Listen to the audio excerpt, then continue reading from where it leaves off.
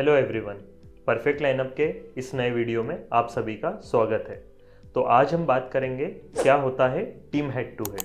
तो बेसिकली मैं आपको बताना चाहूँगा टीम हेड टू हेड का मतलब ये होता है दो टीमों के बीच में जब भी मैच हुआ है तो प्लेयर्स के परफॉर्मेंस किस तरीके से निकल के आए हैं। तो आइए जानते हैं इसे और डिटेल में और क्या क्या पैरामीटर्स हमें दो टीमों के बीच में जब भी मैच होता है तो मिल जाते हैं। उसके लिए हम हेल्प लेते हैं परफेक्ट लाइनअप ऐप की।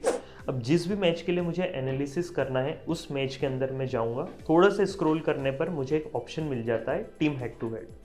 तो बेसिकली जैसे ही मैं टीम हेड टू हेड के अंदर आता हूँ मुझे दो टैब मिलते हैं, एक होता है ओवरव्यू और एक है लास्ट 5 मैचेस। अब सबसे पहले बात कर लेते हैं ओवरव्यू की।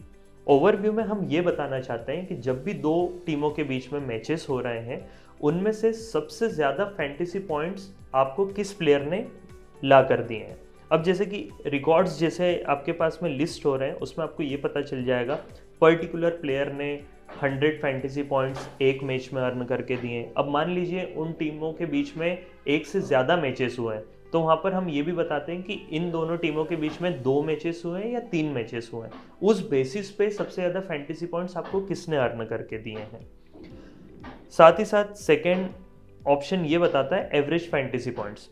अब एवरेज फैंटेसी पॉइंट्स का मतलब ये है कि मान लीजिए 5 मैच हुए हैं उन दोनों टीमों के बीच में। अब पांचों मैचेस के जितने भी फैंटेसी पॉइंट्स होंगे उनका एवरेज क्या निकल के आ रहा है और उन एवरेज में सबसे टॉप पे कौन सा प्लेयर है, फिर उसके बाद में कौन सा है, फिर उसके बाद में कौन सा प्लेयर आ रहा है, वो हम आपको यहाँ पर एवरेज फैंटेसी पॉइंट्स में बता देते हैं।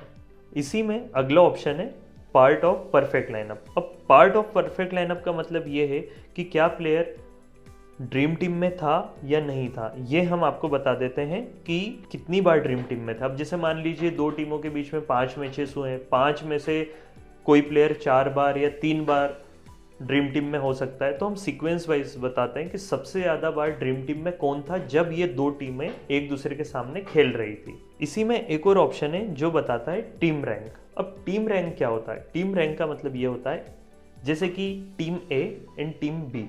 टीम ए में 11 प्लेयर हुए, टीम बी में भी 11 प्लेयर हुए, लेकिन उन 11 में से सबसे बेस्ट कौन था उसको हम देते हैं फर्स्ट रैंक।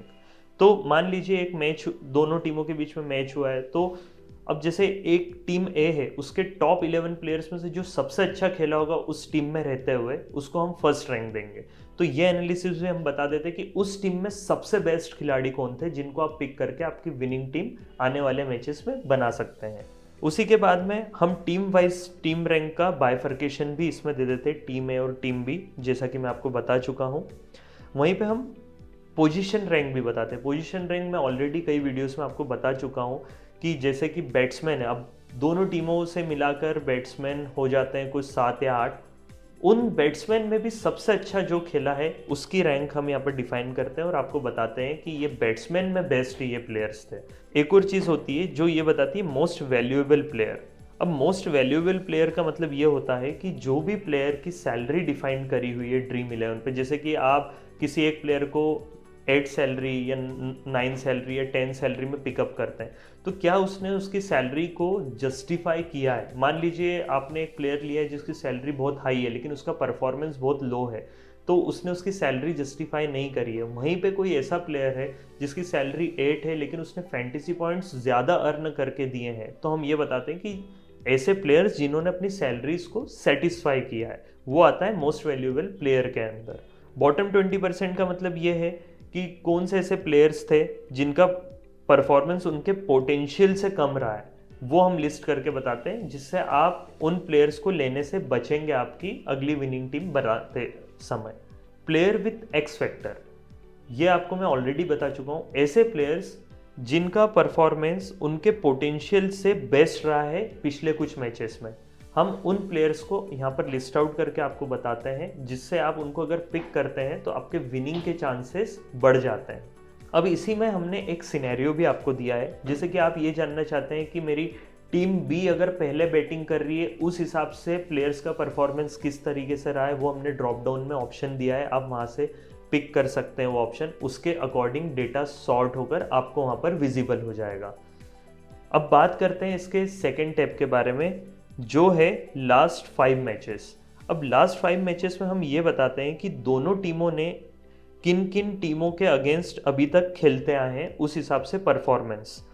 अब जैसे मान लीजिए आपको कोई सा पुराना मैच देखना है इन दोनों ही टीमों का, हो सकता है वो एक दूसरे के सामने ना होते हुए किसी और टीम से भी हुआ हो, आप उनका डेटा भी कंपेयर करके आपकी एक विनिंग टीम बना सकते हैं। जैसे कि आपने एक मैच सिलेक्ट किया, उसके अंदर आप गए, वहाँ पर आपको स्कोर कार्ड, आपको वहाँ की कितने फैंटेसी पॉइंट्स अर्न करें किसी प्लेयर ने वो मिल जाता है। एक ओवरव्यू आपको वहाँ पर मिल जाता है कि ड्रीम टीम क्या रही थी पहले, बॉलिंग पोजीशन ने कितने फैंटेसी पॉइंट्स अर्न करके दिए हैं, बैटिंग पोजीशन ने कितने अर्न करके दिए हैं। ये सारा डेटा आपको ग्राफ के थ्रू वहाँ पर मिल जाएगा। तो ये था एक detail analysis team head to head के ऊपर। आई होप आप इस फीचर का यूज़ करके अगले मैचेस में एक विनिंग फैंटेसी टीम बनाएंगे, और आपकी जो भी क्वेरीज है जो बच चुकी है और आपको लग रहा है कि उसका आपको जवाब नहीं मिला इस वीडियो के अंदर, तो आप हमें कमेंट करके बता सकते हैं। हम उन क्वेरीज तक ज़रूर पहुँचेंगे और उसका जवाब देने की पूरी कोशिश करेंगे। Till then, bye bye.